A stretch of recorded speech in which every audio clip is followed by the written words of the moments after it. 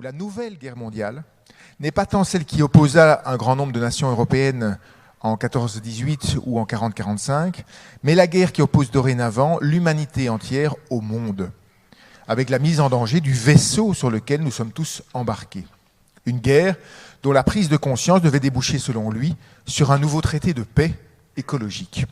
Je le cite, « Le monde et le ciel, désormais, nous menacent assez de leur foudre pour que les guerres entre les hommes, aussi violentes qu'elles deviennent à leur tour dérisoires et vaines face à l'ancienne guerre des hommes contre le monde, seule guerre que l'on puisse proprement appeler mondiale et dont la violence mondialement croît. » Alors que la guerre fait à nouveau rage en Ukraine, aux portes de l'Europe, même si on a appris ce matin que Kherson avait été libéré, avec des répercussions énergétiques sans précédent sur tout le continent européen et surtout dans le monde entier, nous avons donc proposé au philosophe Frédéric Worms de se mettre dans les pas de Michel Serres et de prendre en charge la question en se demandant en effet si l'hypothèse d'une nouvelle guerre mondiale envisagée par Michel Serres n'était pas devenue réalité. Et comment envisager la paix dans ses pas. Nous sommes très heureux qu'il ait accepté cette proposition, ce challenge même, je dirais. Frédéric Worms, vous êtes philosophe, directeur de l'École normale supérieure, spécialiste de Bergson, dont vous avez dirigé la publication des œuvres complètes, auteur notamment de la philosophie en France au XXe siècle, Moment, de Pour un humanisme vital. Vous êtes un spécialiste de la pensée du vivant en particulier, dans les pas de Bergson, justement, notion très bergsonienne, la vie. Vous êtes également co-directeur donc, des œuvres complètes de Michel Serres en cours de publication au Pommier. Je vous cède donc la parole pour un exposé sur cette question d'une trentaine de minutes, après quoi je me permettrai éventuellement de poser une ou deux questions, mais vous aurez tout le loisir d'interroger Frédéric Worms. Et je rappelle, parce que je le vois qui s'installe là au premier rang, quand Philippe Descola, qui était donc annoncé à 10h, viendra ici à 11h30 pour la conférence, la discussion, le débat qui était annoncé à 10h, donc est décalé, de sorte que vous puissiez avoir, non pas des conférences concurrentes, je dirais, mais que tout s'enchaîne au mieux. Voilà, merci Frédéric, je vous cède la parole et la discussion viendra après. Merci Martin, merci encore à toutes les organisatrices et les organisateurs de ces rencontres. Je suis particulièrement heureux d'être là ce matin, après aussi les discussions d'hier, et en regrettant de ne pas pouvoir assister à tout ce qui va marquer ces rencontres sous le signe de Michel Serres. Je suis particulièrement frappé aussi, je l'ai dit hier un peu à l'avance, en rebondissant sur le propos de Roland Cher qui avait déjà évoqué la notion de la guerre mondiale, de pouvoir parler de ce sujet, non seulement en un jour où la guerre la plus terrible sans doute du moment connaît une étape un peu apaisante, mais aussi le lendemain du 11 novembre. Je disais vraiment que je pense que sans y penser, paraît-il, les initiateurs de ces rencontres ont eu le geste le plus profond qui soit possible à l'égard de Michel Serres en instituant ces rencontres annuelles tous les 11 novembre, c'est-à-dire tous les anniversaires d'une paix fragile, même assez injuste partiellement, et qui a engendré d'autres guerres, une paix fragile mais néanmoins vitale, de la première des guerres dites mondiales du XXe siècle. Donc c'est vrai qu'en instituant ces rencontres autour du 11 novembre, vous lui avez rendu le plus bel hommage en fait qu'on puisse lui faire. Je pense que c'était la date qui pouvait le plus symboliser tout le souci de Michel Serres, qui a mis toute sa pensée sous le signe de la guerre mondiale, en fait, dont, d'une certaine façon, la réflexion sur la guerre mondiale n'est pas du tout simplement une réflexion tardive, est liée uniquement aux dangers les plus urgents du présent immédiat, mais est sans doute l'origine et le cœur de son œuvre, qui a mis simplement un moment pour arriver au premier plan, poussé justement par une nouvelle urgence historique. Et donc c'est évidemment un signe majeur, et je vais juste présenter quelques remarques, et Martin a déjà dit quelques mots sur l'enjeu autour de cette notion de guerre mondiale. La question, le titre de l'exposé provisoire était « La guerre mondiale a-t-elle recommencé ?» J'ajouterais « La guerre mondiale a recommencé », mais laquelle ? Ou lesquelles ? Michel Serres a, en effet, comme Martin Le Gros le rappelait, Michel Serres a inventé un nouveau concept de guerre mondiale. Et il l'a fait dans un but il l'a fait d'une manière qui pourrait nous tromper. C'est-à-dire il y a une raison apparente, un motif apparent de cette invention que je voudrais chercher à dépasser pour aller plus loin, à la fois dans le sens de Michel Serres et aussi pour le prolonger dans un sens jusqu'où il n'est pas allé. Et donc j'essaierai d'un double prolongement de son travail, dans son sens et dans un autre sens, après avoir essayé de clarifier d'abord cette notion de guerre mondiale chez lui. En effet, comme ce que Martin a rappelé tout à l'heure, l'extension de la notion de guerre mondiale à la guerre des hommes contre le monde, et non pas à la guerre des humains dans le monde, cette extension de la notion de guerre mondiale a quelques aspects qui nous frappent immédiatement, mais qu'il faut dépasser. Le premier aspect, c'est qu'il peut sembler que ce soit une métaphore ou une analogie. Que parler de guerre des hommes contre le monde nous semble évidemment une analogie, et une analogie forcément fausse. Pour une raison simple, c'est que la guerre suppose un conflit entre des adversaires. Et voilà que tout à coup, Michel Serres se met à parler de la planète comme d'un adversaire. Non pas un ennemi, mais un adversaire. Je vous cite tout de suite une des phrases que je voudrais commenter dans le livre de 2008, qui me paraît en effet un livre important, à lire en entier, je dirai pourquoi dans un instant, et où Michel Serres se prononce de cette façon-là. La guerre qu'aveuglément nous livrerions au monde et que le monde aujourd'hui risque de remporter à nos dépens. La guerre contre le monde qu'il faut suspendre à tout prix tant l'adversaire se révèle plus puissant que toute force humaine. Et donc, d'une certaine façon, voilà que Michel Serres nous pousse à penser la notion de guerre mondiale comme une métaphore, puisque, évidemment, dans un premier temps, nous ne pouvons pas penser le monde comme un adversaire, plutôt comme une victime.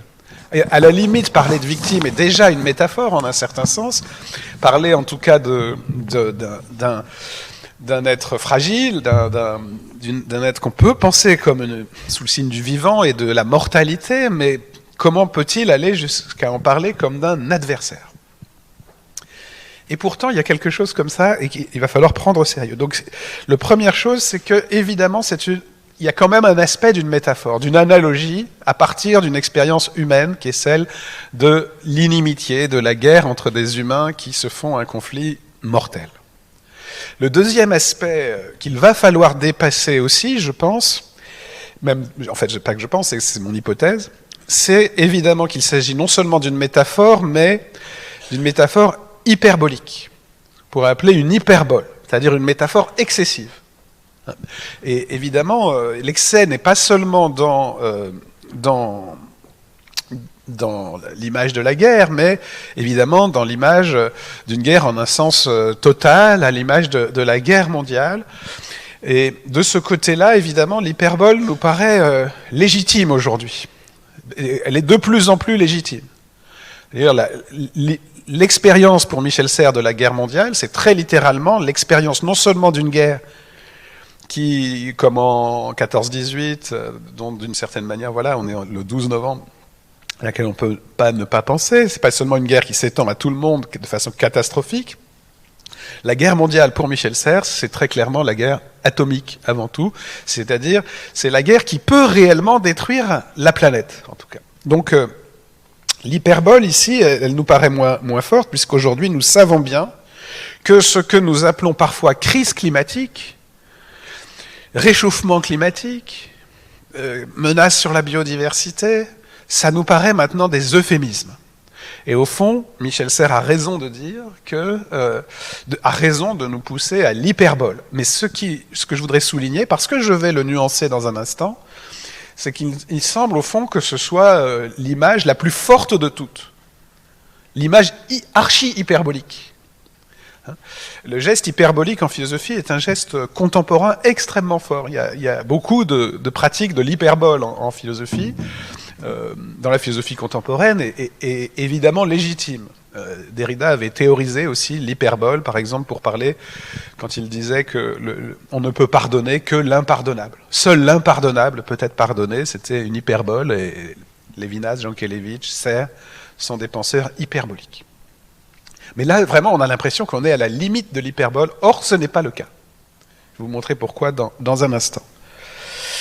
Et enfin, le troisième aspect qu'il faut aussi dépasser, et c'est en fait le thème réel de mon intervention brève de ce matin, c'est la dimension qu'on pourrait appeler de l'espérance paradoxale. Dans cet usage de l'hyperbole et de l'analogie, c'est l'idée que cette guerre mondiale est tellement grave, tellement ultime, que les humains vont le réaliser finalement et vont, sous le signe de cette gravité extrême, interrompre toutes leurs autres guerres, interrompre tous leurs autres conflits.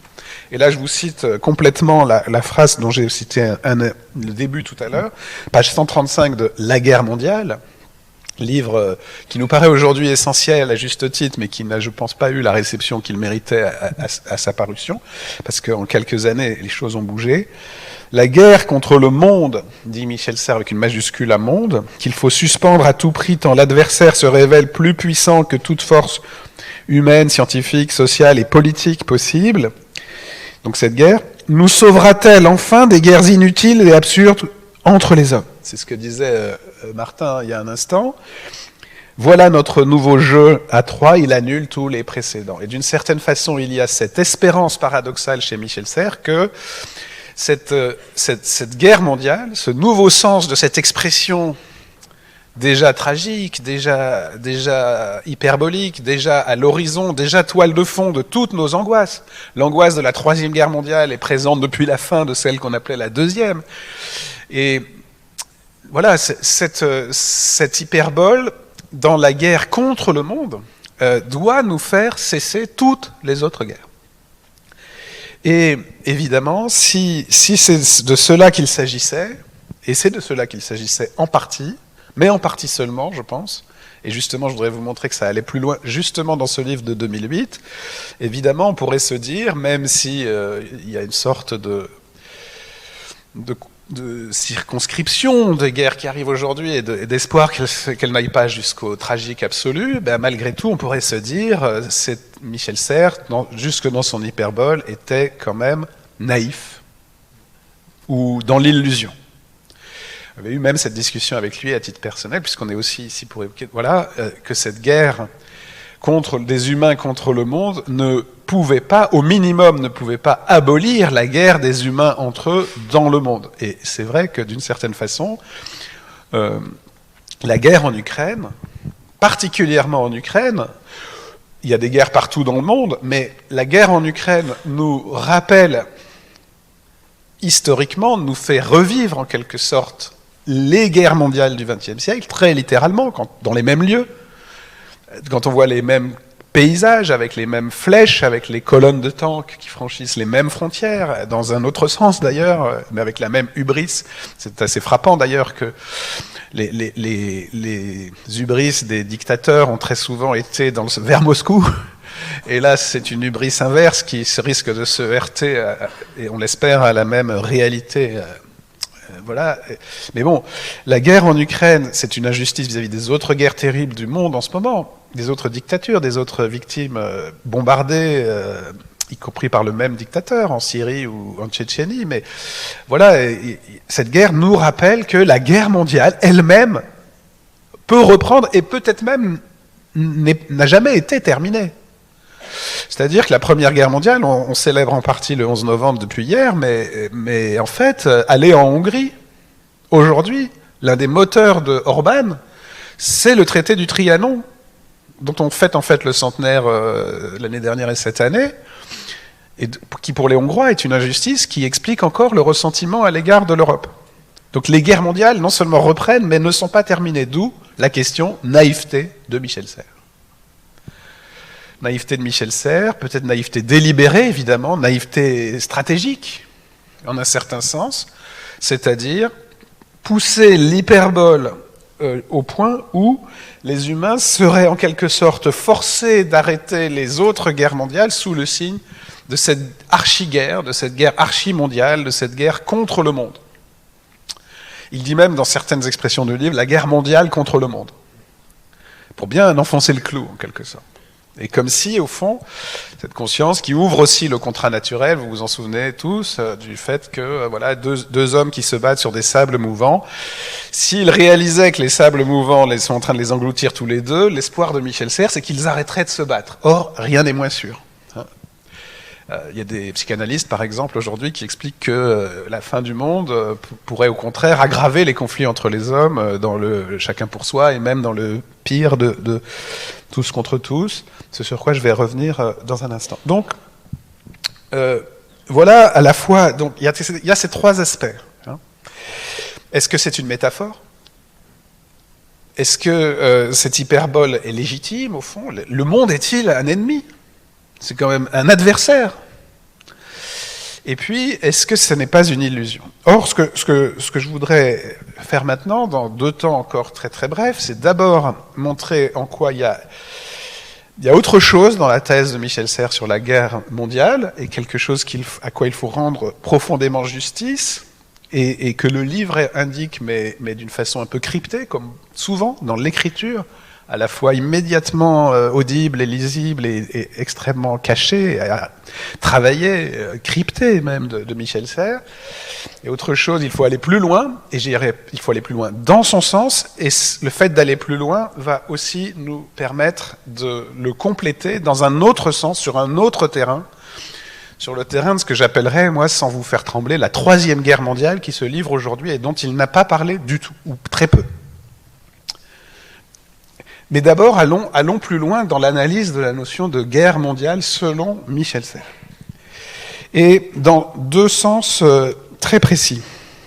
Le premier point, que j'ai évoqué en passant, et qui est l'objet du livre La guerre mondiale en réalité, c'est de montrer, Roland y a fait une rapide allusion hier, que la notion de guerre mondiale chez Serres n'est pas du tout l'hyperbole de la catastrophe ou de la violence la pire que les humains puissent imaginer et expérimenter. Ce n'est pas du tout la pire. Au fond, la guerre, même mondiale, en un certain sens, est déjà un moindre mal. Déjà un moindre mal. Par rapport à quoi ? Qu'est-ce qui pourrait être pire que la guerre, y compris la guerre mondiale ? Depuis le début des années 80, et peut-être même la fin des années 70, à mon avis c'est le cas, c'est-à-dire depuis en fait son livre sur Lucrèce de 1978, la naissance de la physique dans le texte de Lucrèce, et surtout depuis le livre de 1980, Le Parasite, et plus encore depuis le livre de 1983 sur Rome, le livre des fondations, qui est le premier traité de philosophie politique de Michel Serres, un livre méconnu sur lequel il faut revenir aussi. Le comble de la violence, pour Michel Serres, ce n'est pas la guerre. Le comble de la violence que les humains peuvent expérimenter, de la part des autres humains et de la part du monde, ce qui nous permet de penser littéralement le monde comme un adversaire, le comble de la violence, c'est ce qu'il appelle le déluge de violence, ou la crue, qui donne aussi, il fait toujours ce travail étymologique, la crue de la cruauté, une violence déchaînée, sans règle, un chaos absolu qui emporte tout sur son passage, qui est ce qu'il appelle véritablement la violence maximale. Ce déluge qui peut être un déluge de feu humain, ou un déluge de feu cosmique, de feu cosmique. Dans son dernier livre, Relire le relier sur la religion, Michel Serres nous parle de cet imaginaire de la catastrophe, de l'apocalypse sous la forme du déluge cosmique, déclenché aussi par les dieux. Les dieux peuvent nous donner la lumière pour vivre, mais aussi chercher à détruire la planète pour nous se venger de nous, hein, des humains. Un petit peu dans cette image aussi du dieu qui... consterné par les catastrophes des humains, décide d'envoyer la catastrophe dite naturelle, hein, le déluge. Prenons cette image du déluge qui hante tous les livres de Michel Serres. D'ailleurs, la guerre mondiale se termine par un thème sur lequel travaille beaucoup une amie à l'école normale, Anne Simon, l'image de l'arche. Il faut construire une arche pour échapper au déluge. Qu'est-ce que le déluge ?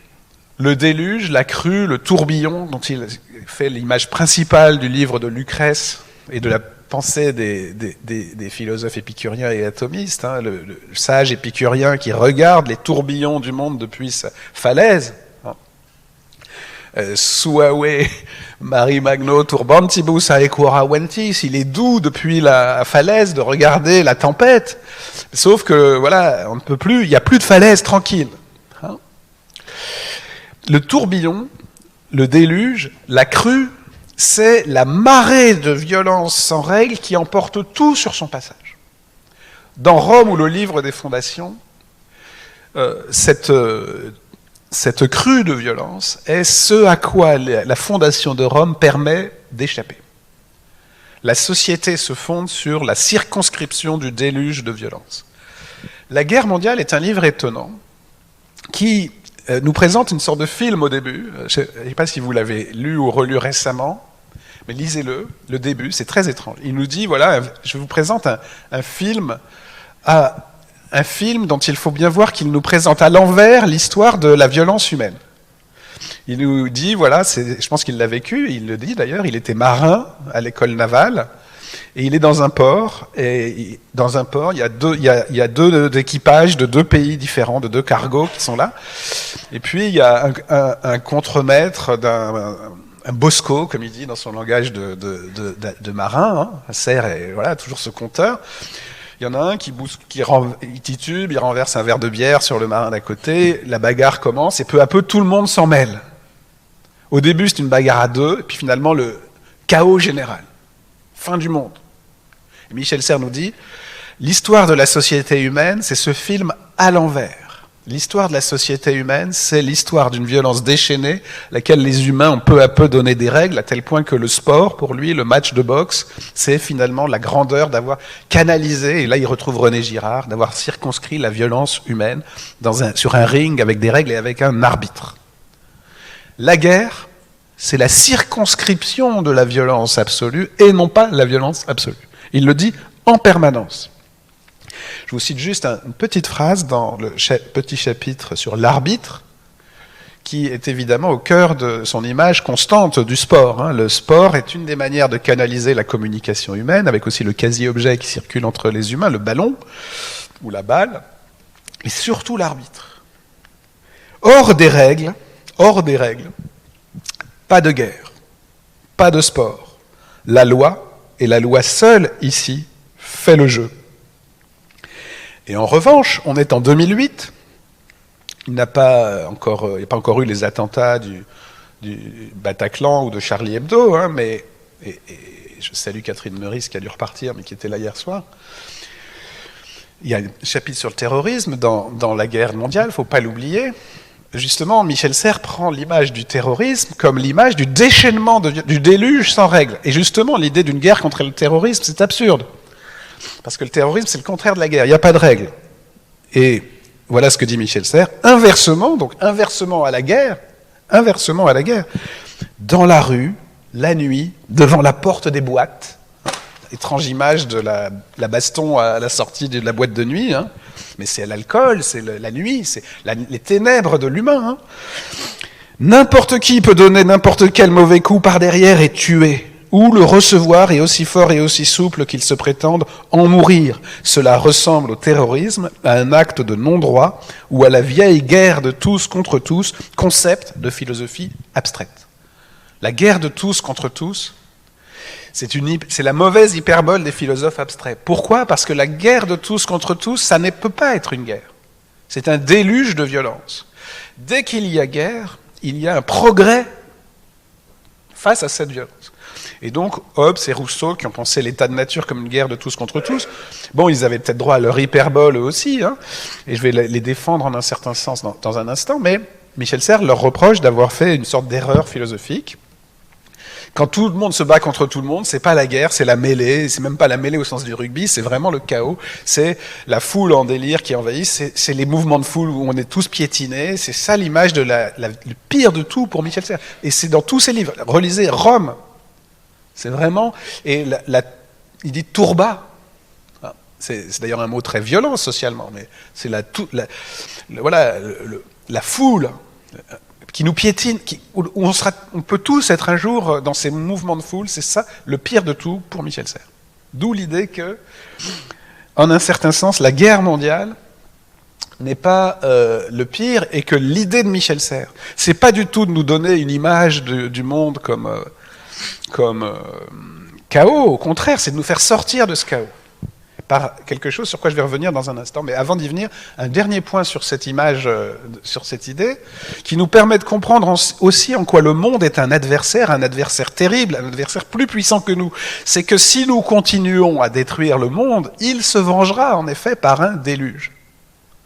Et donc voilà en quoi cette image du monde comme adversaire, aussi violente nous semble-t-elle, parce qu'aujourd'hui nous avons envie de penser la nature comme une victime, comme une amie, comme un environnement, comme un milieu, comme partie de nous-mêmes, comme un habitat, comme voilà ce qui nous est le plus cher. Oui, mais si nous le détruisons, il n'est pas faux de dire que le monde se vengera. Et comment se vengera-t-il, le monde ? Par cet acte de violence absolue qui est le déluge. Par exemple, les grands feux, les méga-feux auxquels Joël Zask, ici présente à Agen, a aussi consacré ce livre. Voilà. Il y a une vengeance du monde. Alors bien sûr, c'est quand même une métaphore et une hyperbole, mais ça rejoint très littéralement le concept de déluge, qui est chez Michel Serres un concept extrêmement précis, une hantise présente, et on peut on peut avoir la crue, la fonte. C'est d'une certaine manière, métaphoriquement dans l'intention, mais réellement dans le concept, la réponse du monde à notre déluge de feu humain et à notre prédation qui va produire ce déluge. Du coup, il faut en rabattre sur l'hyperbole. Ça n'est pas une hyperbole, c'est une analogie très précise. Et ça nous indique quelque chose de très précis aussi, qui est la réponse. Et pour aller vite, je voudrais nous inviter à prendre assez au sérieux la réponse que Michel Serres a théorisée 18 ans avant le livre sur la guerre mondiale, dans cet autre livre majeur, et reçu avec ironie sur le moment, et qu'aujourd'hui, heureusement, est pris plus au sérieux, même s'il faut le prendre modulo quelque chose sur quoi je vais aller dans mon troisième et dernier temps, à savoir le contrat naturel. La réponse à la guerre contre le monde, c'est le contrat naturel. Autrement dit, il faut un arbitre. Il faut un arbitre non seulement dans le sport, non seulement dans le droit de la guerre, mais il faut un arbitre y compris dans la guerre contre le monde. Autrement dit, soyons clairs, et c'est un peu un non-dit de Michel Serres, qui s'est toujours débattu avec la politique. Autrement dit, la réponse à la guerre des humains contre le monde, c'est la loi, c'est le droit. Exactement comme la réponse au terrorisme, la réponse à cette menace constante du débordement absolu. Il y a quand même une lecture aussi de la psychanalyse aussi chez Serres, c'est-à-dire qu'il y a une pulsion absolue. Il y a Girard, il y a Freud derrière, qui l'a lu, à mon avis, beaucoup plus qu'on ne pense, sur la pulsion de mort en particulier. La réponse, c'est le droit et la loi. Alors on a beaucoup ironisé sur le fait, on ne peut pas faire de contrat avec la nature, etc. Aujourd'hui, on sait bien, avec le travail de Bruno Latour, il y a des dissensions profondes entre eux et des différences, mais il y a aussi cette idée quand même qu'il faut instituer juridiquement ce partenaire non humain. Philippe Descola y réfléchit aussi, et puis qui est là, et puis la question des fleuves, aujourd'hui des environnements, comme sujet de droit. Je pense que au fond, on peut discuter, bien sûr. Moi, je me présenterai une version plus humaine de ce contrat juridique avec la nature. C'est-à-dire, ça passe par des institutions humaines, c'est ça que je veux dire. Mais d'une certaine façon, Michel Serres n'a jamais dit le contraire. Le contrat naturel, c'est évidemment un contrat entre les humains. Ce qui se passe aujourd'hui de manière embryonnaire à Sharm el-Sheikh, ces embryons de conventions internationales sont le contrat naturel. Et on y représente les autres vivants. Mais voilà, donc je pense que à cause de cette guerre mondiale, alors que Michel Serres se méfiait de la politique, n'avait aucun espoir, je pense, face à la bombe dans des institutions politiques, que le texte sur la thanatocratie des années 70 l'a définitivement dégoûté du politique. Pour lui, le politique continue toujours la guerre par d'autres moyens, et non pas l'inverse. Cette haine du pouvoir chez Michel Serres, au fond, il y a une ambiguïté chez lui, à savoir que cette haine du politique, du pouvoir, finalement s'entrechoque avec cette unique issue qu'est le droit, la loi. Donc il y a quand même cet espoir dans la loi avec cette méfiance à l'égard du politique, ce qui fait que si vous cherchez une philosophie politique de Michel Serres, vous allez tomber sur une contradiction très profonde, très légitime, très philosophique. Les grands philosophes ont des grandes contradictions. Ce n'est pas des boîtes à outils si simples que ça. Donc il y a une contradiction profonde chez Michel Serres là-dessus. Mais, retenons-le, la guerre mondiale nous oblige non pas à voilà. À quoi elle nous oblige? Elle nous oblige à une paix mondiale, même minimale, à un contrat naturel qui n'a rien d'hyperbolique ou de factice ou de délirant ou de mystique, qui nous oblige à je dirais moi, des régulations de rapports, on pourrait dire homéostatiques, comme dirait aussi sans doute Roland, avec le monde. Une paix avec le monde qui passe par des lois. Hein. Sans loi, c'est pire que la guerre.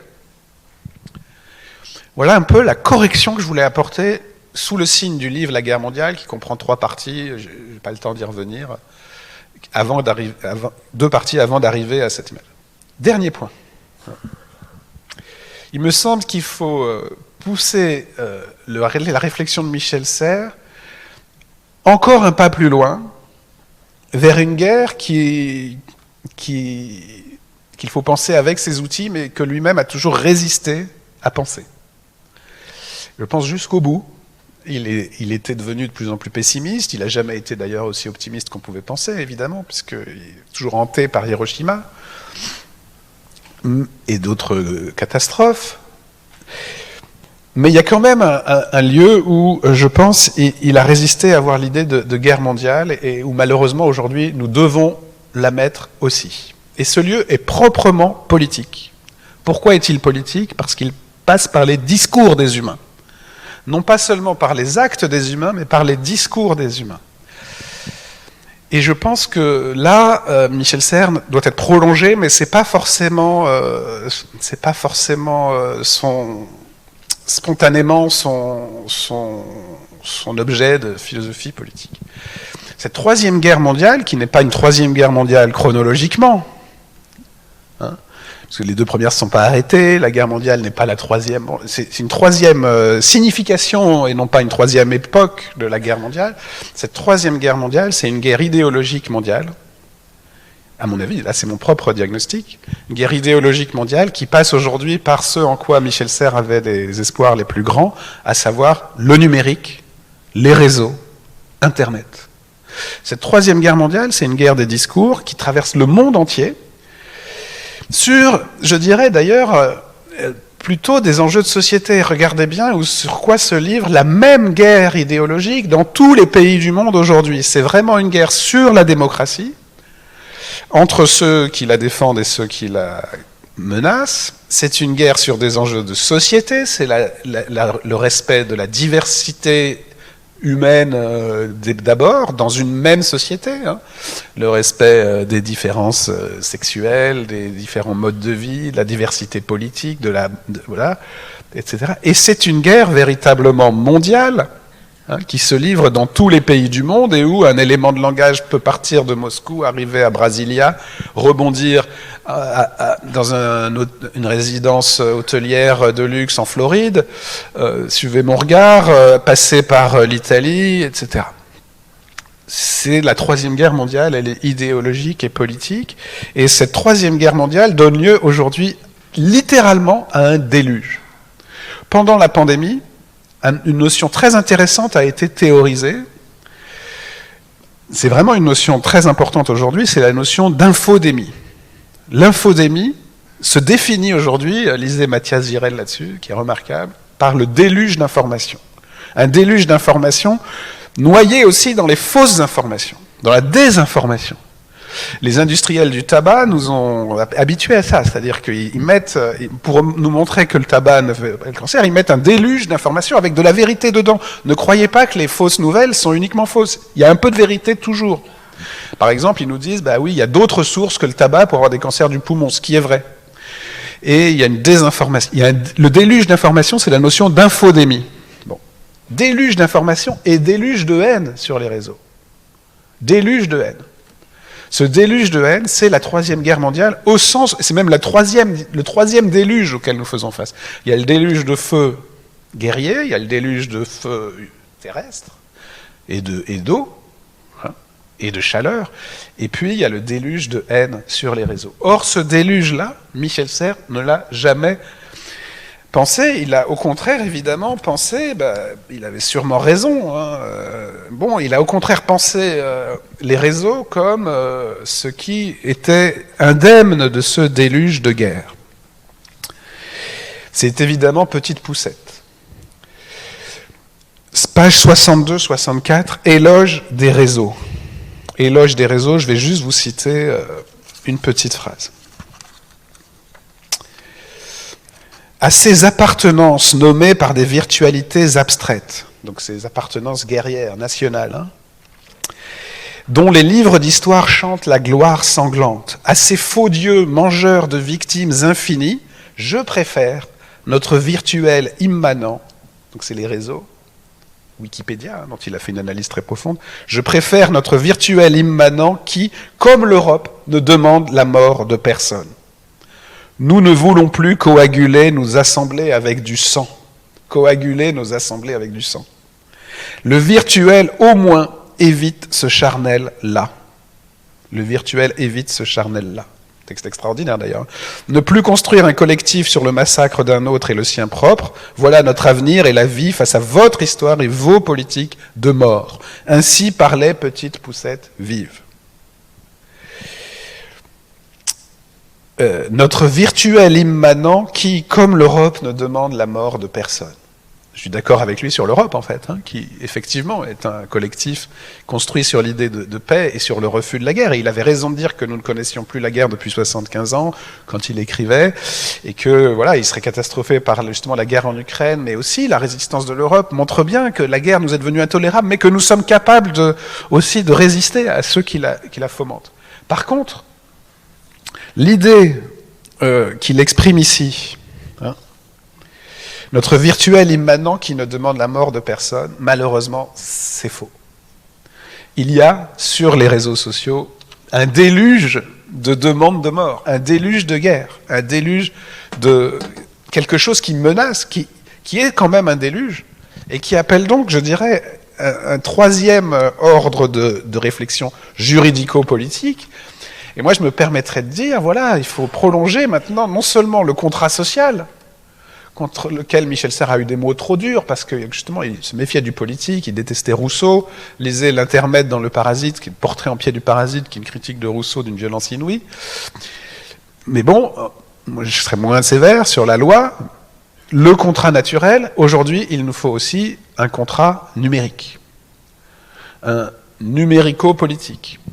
Donc, c'est vrai que, de mon point de vue, Michel Serres nous aide à penser l'empilement des guerres mondiales et non pas leur succession linéaire, l'empilement des guerres mondiales, les couches de conflits mondiaux qui menacent chacun de donner lieu à des déluges de feu, Mais il nous aide aussi à penser la réponse. La réponse, c'est d'abord la philosophie, bien sûr. C'est d'assumer que, voilà, déjà penser ce déchaînement comme une guerre est en fait une manière de le cadrer, et puis penser les réponses, les contrats qui nous permettent d'y répondre. La seule chose, c'est que il faut aller plus loin que Michel Serres dans deux directions, à mon avis. D'abord dans le retour aux politiques, parce que le contrat naturel, il l'a pensé, mais voilà, un peu réticent sur le politique.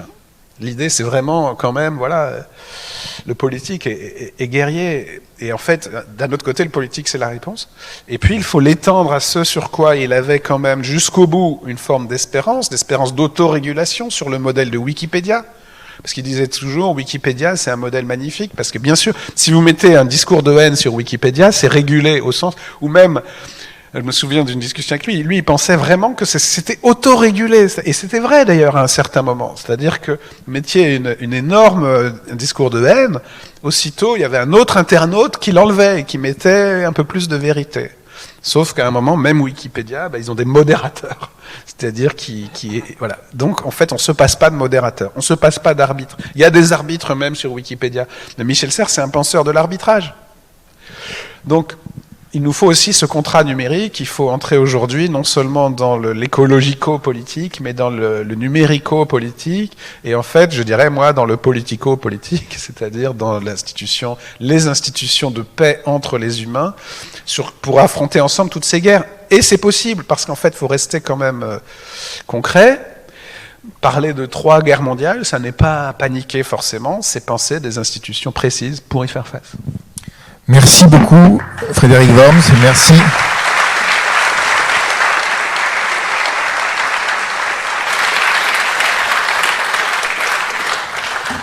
Je ne sais pas vous, mais moi, j'ai l'impression qu'on vient d'assister à une grande leçon d'un grand professeur et une grande leçon de philosophie. D'abord, une grande leçon d'un professeur qui nous apprend à lire les textes. On pourrait glisser sur ce texte. C'est vrai qu'il y a un style hyperbolique sur lequel on pourrait passer. Et je trouve que ce qui est formidable dans votre lecture, c'est que vous vous arrêtez sur l'hyperbole et vous la prenez au sérieux. Donc merci de cette lecture et puis de cette leçon d'avoir pris au sérieux, d'essayer de comprendre ce que c'est que ce concept de guerre mondiale, et puis de ce déplacement pour voir si il fallait pas remettre un peu de politique dans cette concept. J'ai 2 questions à vous poser, et puis après on passera aux questions de la salle. Une première question sur le concept et puis une deuxième question sur son actualité. Sur le concept, l'échafaudage que vous avez construit, sur lequel je trouve qu'il est brillant et lumineux, il est suspendu à une hypothèse qui est de dire la guerre mondiale, le monde ne peut. Michel Serres nous dit le monde est devenu un adversaire. Nous avons fait du monde un adversaire. Ce n'est pas hyperbolique. Voyez les feux, les catastrophes. C'est le début du déluge. Et donc, oui, le monde est devenu un adversaire et il y a bien une guerre mondiale. Mais il me semble que cette hypothèse, qui est plus religieuse que politique, qui est très Michel Serres, mais peut-être, voilà, qui mérite examen, est-ce qu'on peut dire que c'est la sagesse populaire ne dit rien d'autre. Dame Nature est en train de se venger. Est-ce que cette hypothèse, ça suspend quand même, le concept de guerre mondiale est suspendu à une réponse positive à cette notion de déluge qui, de mon point de vue, est plus religieuse que politique. Donc je voudrais vous demander quand même de la préciser. Et puis la deuxième question, elle est sur l'actualité de ce déluge, indépendamment même de la scène numérique que vous avez examinée à la fin, qui peut-être on en discutera, mais sur l'actualité de la guerre mondiale en Ukraine. Moi, il me semble que l'hypothèse de Michel Serres de dire que la nature est entrée en politique, la nature est entrée dans la guerre, est totalement validée par la guerre en Ukraine. C'est une guerre qui est à la fois une guerre civile, une guerre étatique, une guerre atomique peut-être, mais une guerre des ressources naturelles. Le gaz, l'électricité, on le voit.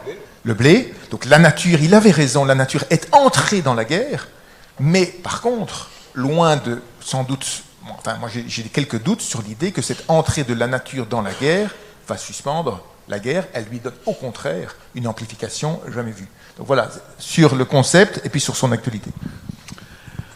Alors merci.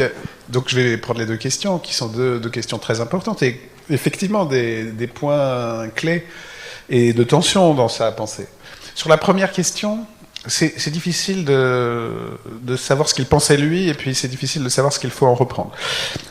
Est-ce que, par exemple, cette pensée du religieux est une pensée religieuse, elle-même, ou aussi, en tout cas, une interprétation de la façon dont les humains, à travers la religion, donnent forme à cette question de la nature et du déluge. Dans Relire le relié, c'est un peu compliqué de savoir ça. C'est-à-dire, c'est vrai que les humains ont tendance à...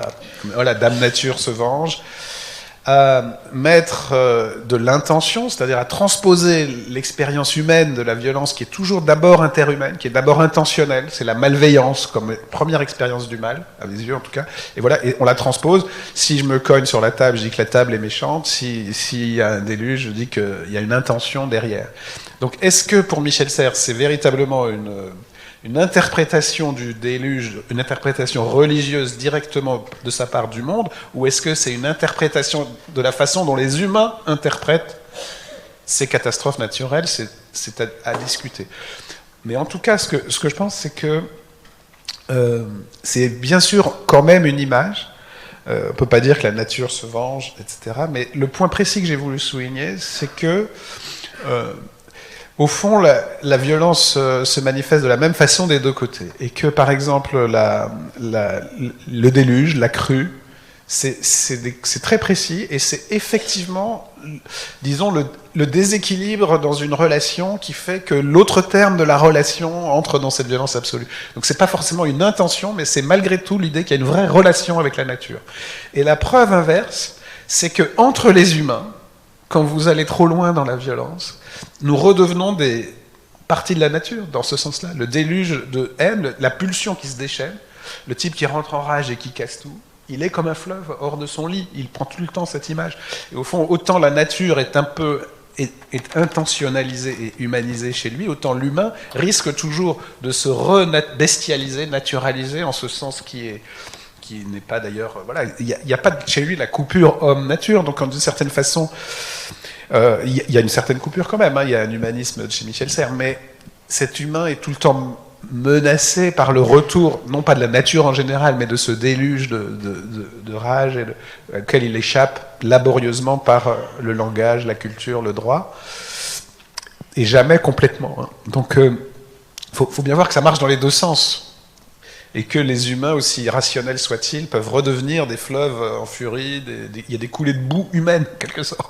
Il y a des coulées de boue morales, en quelque sorte. Bon. Autant que physiques. Et de l'autre côté, sur l'autre question, bien sûr, je pense que depuis le début des guerres humaines, les ressources naturelles sont toujours engagées. La famine est un instrument de pouvoir depuis le début de l'humanité. La façon les tyrans ont toujours un rapport à ces questions vitales. Évidemment, ça a atteint un nouveau degré. Je pense qu'on doit à Michel Serres cette rigueur, justement, de permettre de dire... Parce que tout le monde voit bien qu'aujourd'hui, tout est mêlé. On n'a pas parlé de la pandémie, j'y ai fait l'allusion hier, il y a toute une pensée... Bien sûr, il n'a pas connu non plus la pandémie, qui aurait été pour lui un objet passionnant et fascinant tout autant que terrifiant. La pandémie qui n'est pas seulement des causes naturelles, qui a des causes de politique écologique, où toutes les causes s'imbriquent. Ce qui nous permet de penser, c'est à la fois pourquoi tout est imbriqué et comment distinguer quand même. C'est-à-dire comment aujourd'hui tout se mêle, mais il faut quand même distinguer. La guerre en Ukraine, c'est une guerre entre humains, politique. Elle manipule les enjeux climatiques. Et la guerre climatique, elle est derrière, évidemment. Et d'une certaine façon, c'est ce que disent beaucoup de commentateurs aujourd'hui, je ne suis pas sûr que ce soit entièrement faux, il y a aussi l'idée, cette guerre en Ukraine, elle nous force, elle va être un accélérateur de peut-être la régulation des énergies, parce que justement, on voit que le danger entre les humains aggrave le danger, et donc voilà, peut-être qu'il va y avoir aussi un tout petit bout de cercle vertueux face à cet immense cercle vicieux. Donc, mais surtout, ce qu'il faut voir, c'est que cette philosophie nous permet de désintriquer conceptuellement ce qui, en effet, aujourd'hui, sont des couches mélangées. Merci beaucoup de ces précisions. Alors, on a une dizaine de minutes. Si vous avez, j'imagine, des questions, des remarques, des objections, elles sont les bienvenues. Oui, bonjour, Édilbert Leroy à Genève. Vous parlez de la guerre mondiale, mais je dirais qu'il y a 3 types de guerres mondiales. Et elles sont toutes, pour certaines, ont commencé depuis longtemps. Il y a des guerres idéologiques et religieuses, ça fait 20-30 ans qu'on les voit. Il y a des guerres, je dirais, soft, comme la Chine qui multiplie à travers la route de la soie toutes ces implications financières voulant créer des dépendances. Et il y a la guerre hard, je dirais, ce qui se passe par exemple avec la Russie actuellement pour des besoins de territoire ou de gisements ou d'eau. Voilà. Donc toutes ces guerres sont des guerres à différents niveaux qui ont des conséquences différentes. Voilà. Donc il n'y a pas une seule guerre mondiale à mon niveau, c'est qu'il y en a plusieurs. Voilà. Alors on est français, on est démocrate, on élit après nos représentants. Moi ma question c'est comment agir pour que nous ayons la meilleure réponse à tout ceci. Parce que à ce jour, pour avoir l'aval de chacun pour prendre des décisions importantes, parce que pour réagir à tout ça, il faut être ferme, il faut donner une vision, il faut expliquer à la population pour avoir leur aval, leur agrément. Quand on voit actuellement que toutes les nouvelles générations, dès qu'il y a un sujet qui dure plus de 30 secondes sur une vidéo, ils zappent parce qu'ils n'arrivent pas à garder leur attention, que tous ces sujets sont souvent abstraits et peu intéressants par eux, c'est comment faire, parce que j'essaie toujours de voir, c'est bien de constater et d'interpréter le passé, mais c'est toujours bien de pouvoir voir comment on peut agir après pour pouvoir agir pour le futur et s'adapter. Donc comment, nous, à chacun, peut-on avoir une bonne réaction massive pour pouvoir faire face à tous ces enjeux mondiaux. Merci. Alors, si je comprends bien, comment face à l'imbrication des guerres, faire preuve d'une hygiène intellectuelle et politique pour parvenir à faire le tri dans ce foisonnement des guerres? Merci. Alors effectivement, moi j'ai surtout mis un pluriel. Hein. Effectivement, on n'avait pas pensé la guerre mondiale au singulier. Lui, il dit la guerre mondiale parce que, comme je le disais, il y avait cette hyperbole pour un objet précis. Évidemment, ça n'abolissait pas pour lui les autres, toutes celles que vous avez aussi rappelées, qui sont là, tout autant que la guerre des humains contre le monde, etc. La réponse, je l'ai essayé de l'indiquer, malgré tout, moi je pense que... Moi, je dirais, face à des guerres maximales, la seule réponse, ce sont des institutions minimales, des régulations minimales. C'est pas si minimal que ça. Hein. Michel Serres nous montre que pour qu'il y ait un arbitre entre deux humains qui se battent, faut toute une construction historique. Normalement, on se bat à mort. Et pour arriver au duel, il est fasciné. L'un des textes littéraires sur lequel il est revenu toute sa vie, c'est Horace de Corneille. Et toute sa vie. Depuis le début, dans les carnets de formation, c'est déjà là. C'est au cœur du livre sur Rome et c'est aussi encore présent dans la guerre mondiale. C'est donc à la fin, il y a ces 3 contre 3. Enfin bon, bref. Donc voilà, on construit des arènes, y compris des parlementaires, où la guerre de déchaînement de violence devient une dispute ordonnée. Il y a toujours le risque. Hein.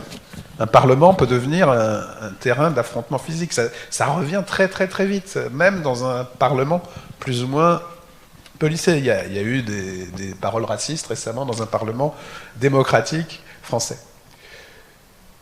C'est régulé, il y a des règles, heureusement, qui permettent de penser. Il y a un carton rouge, voilà. Il y a un arbitre au Parlement français qui a sorti son carton rouge, et c'est intéressant. Voilà. Je pense, moi, que nos initiatives individuelles sont très importantes, mais elles dépendent d'un cadre institutionnel collectif en lequel on a confiance. Nous sommes tous, en effet, dans des initiatives, et heureusement, il y a des associations, il y a des gestes citoyens, et c'est indispensable, et il faut aussi ces 3e parlements qui sont les conventions citoyennes, moi j'y crois beaucoup. Mais ça n'a de sens que s'il y a au niveau, en effet, mondial, des réponses mondiales. C'est pour ça que nous avons besoin de cadres mondiaux minimaux pour nos initiatives individuelles. Je pense qu'on ne se contentera pas, on en a parlé récemment avec Dominique Bourg, ici, présent aussi, on ne peut pas se contenter de nos actes individuels. Ils sont nécessaires, mais il faut pour ça qu'il y ait des cadres mondiaux, qu'il y ait des arbitres mondiaux. Si personne ne siffle des règles minimales, c'est-à-dire, moi je dirais des taxes minimales sur les grands prédateurs d'énergie mondiaux, des taxes minimales, pourquoi est-ce que moi j'irais en effet réguler mon chauffage personnel, etc. Mais minimal, hein. Il n'y a pas besoin de... Voilà, minimal mais global. Une petite question, elle me vient. Vous avez mentionné en glissant l'idée que la métaphore qui revient tout le temps, c'est que nous sommes donc sur un bateau qui coule et que c'est cela qui va permettre à l'équipage de faire la paix devant la menace de danger vital. Mais justement, je trouve que la métaphore, puisque vous creusez des métaphores, est intéressante. C'est aussi ce qui revient dans La Petite Poussette, c'est l'idée qu'il y a un nouvel espace numérique qui va nous permettre de ne pas tomber dans l'espace des corps violents, et donc la projection dans un autre espace. C'est quoi cette idée de l'arche chez Michel Cher comme une solution? Mais c'est quoi l'arche? C'est la Terre ou c'est un ailleurs de la Terre? Non, l'arche, c'est à tous les niveaux. C'est le bateau sur Terre. Enfin... Oui.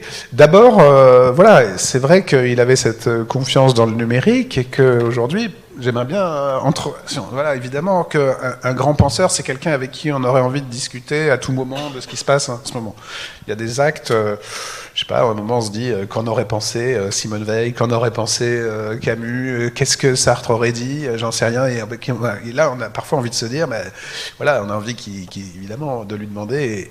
Et alors, les Elon Musk, là, Twitter aujourd'hui, comment tu l'interprètes sous le signe de la petite poussette, et Trump, qu'est-ce qu'il aurait pensé de Trump, que heureusement il a très peu connu. Bon, il a eu le temps quand même de le voir de sévir. Mais l'arche, c'est évidemment, l'arche, c'est déjà une circonscription du minimal, c'est-à-dire le déluge nous menace, on ne peut pas forcément l'éviter, mais on peut construire des espaces, des îlots, des espaces de paix dans ce danger fondamental. Je pense pas que ce soit si minimal chez lui. Alors, faudrait le regarder de près. Il y a plusieurs versions.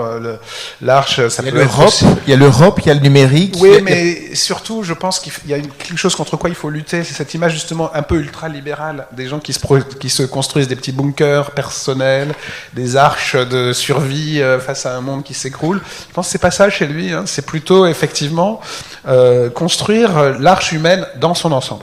Une arche, au fond, à l'échelle de la Terre. Hein. Je pense vraiment que c'est important.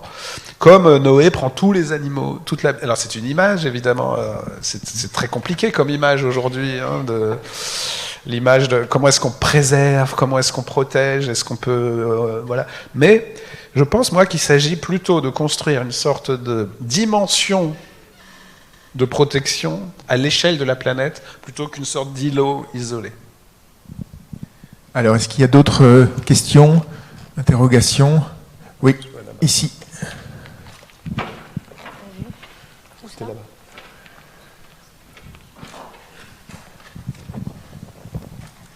Bonjour, donc votre intervention était très intéressante. Oui, je m'appelle Guillaume Dulon, je suis professeur de philosophie.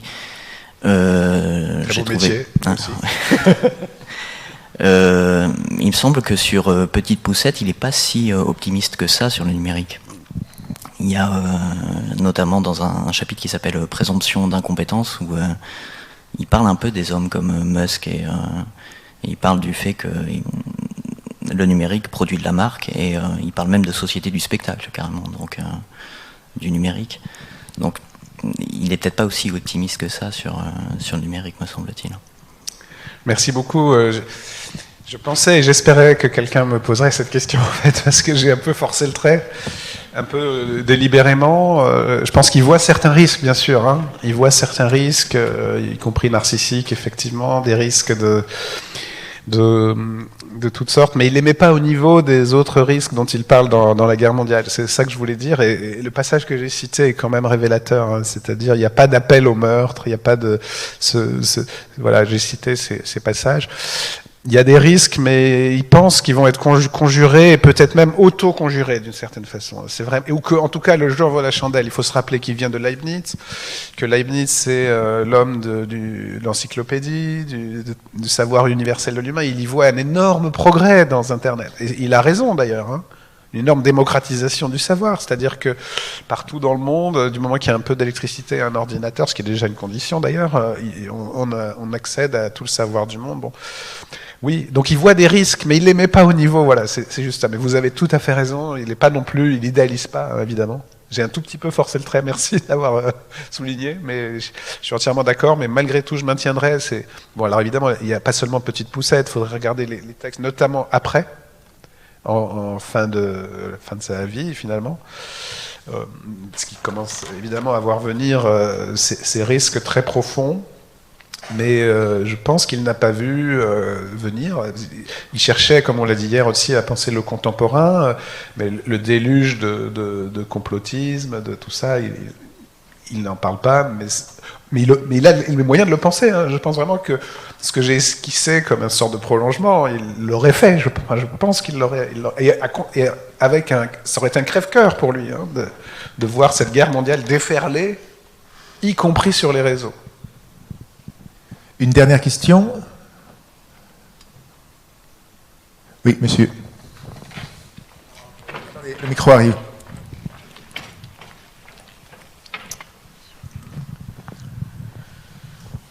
Et donc moi aussi je suis agenais, donc je vais défendre aussi Michel Serres par rapport à la politique. Je l'ai pas attaqué. Hein. Non. Je sais bien, votre exposé est très brillant, je le redis aussi. C'est par rapport à la politique. Je pense qu'il a fait de la politique avec ses mots et surtout avec son ambition éducative, notamment donc avec Petite Poussette, où il y avait ce désir de transmission. Et la politique, il ne l'a pas faite dans les institutions, il l'a faite à travers son œuvre, quoi, je pense. Voilà, c'était une remarque surtout. Oui, merci aussi. Là, c'est évidemment une question. Encore une fois, j'invite vraiment à une réflexion sur la place de la politique dans sa philosophie et en effet dans son action. C'est très important.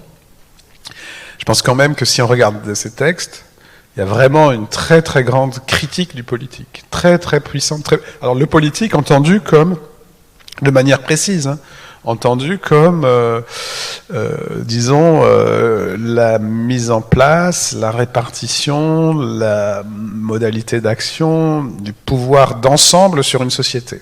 Le politique, c'est les institutions qui organisent... ça existe dans les sociétés qui se donnent des institutions d'ensemble de pouvoir. Et certains ont pensé que toutes les sociétés n'avaient pas du politique. On n'avait pas d'État, en tout cas. Bon. Pour Michel Serres, cette dimension-là du politique, c'est vraiment quelque chose de redoutable. Dans Rome, c'est à double tranchant. Rome est un très grand livre de philosophie politique, donc je ne dis pas qu'il n'y a pas de philosophie politique. Hein. Dans Rome, il y a la manière dont les institutions romaines canalisent le déluge de violence, et puis il y a la manière dont elles en produisent un autre. Et donc il y a au minimum une sorte d'ambivalence du politique. Mais même je pense qu'il va plus loin. En fait, le politique comme tel lui paraît un danger. Son espoir, il le met dans la société, il ne le met pas dans la politique justement. Il a une action sociale et pas une action politique. Il dit toujours qu'il vient du pays cathare et que chez les cathares, quiconque a du pouvoir est déjà du côté du mal. Donc il y a pour lui, le pouvoir c'est le mal. Et d'une certaine manière, peut-être que c'est vrai, peut-être qu'en même temps, la démocratie consiste à construire du contre-pouvoir et à réguler ce mal-là. Et qu'on en a besoin, et que c'est un mal nécessaire, tant qu'il est régulé contre ses propres dérives. Donc voilà, mais il est quand même... le contrat, tout ça, la loi, oui, voilà, le contrat naturel, c'est évidemment dans le titre, la guerre mondiale, c'est des livres politiques. Avec une réticence à l'égard du politique qui est présente et qui est très importante, mais qui fait sa force, pas seulement, mais avec lequel on doit discuter. Et pour aller dans l'autre sens de monsieur, est-ce qu'il ne considérait pas que peut-être le seul pouvoir qui n'est pas un mal, c'est l'éducation ? Alors il a vraiment une philosophie de l'éducation très très belle, très importante, effectivement. J'aime beaucoup son idée très belle que l'éducation est la seule relation entre les humains où non seulement on ne perd pas ce qu'on donne. Il dit c'est vraiment le seul. Quand on donne quelque chose, en plus on le garde, mais en plus on accroît sa propre. Et je pense que c'est vrai, tout enseignant le sait. Quand on enseigne quelque chose, non seulement on le transmet, mais on l'accroît pour soi-même. On est en train de découvrir des. Donc, oui, il y a une philosophie de l'éducation magnifique, mais qui n'est pas indemne des angoisses. Il dit même dans Petite Poussette, d'ailleurs ça a été évoqué, le négatif, voilà, avec les réseaux, les professeurs ont beaucoup de mal aussi, même avoir il y a cette question du silence et du bruit, enfin bon, l'éducation a beaucoup de conditions en fait. Merci en tout cas de nous avoir tous augmentés aujourd'hui.